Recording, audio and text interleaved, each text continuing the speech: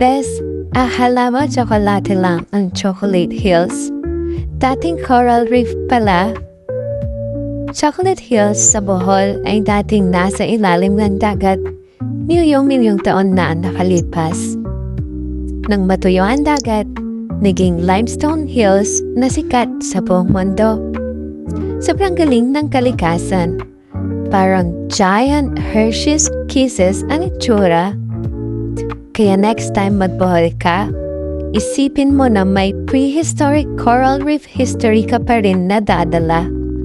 Nakakawaw talaga isipin na centuries ago, iba ang itsura ng mundo.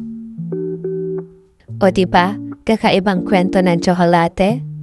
Follow na si Auntie Nose para sa more nakakatawa at mind-blowing Philippine facts.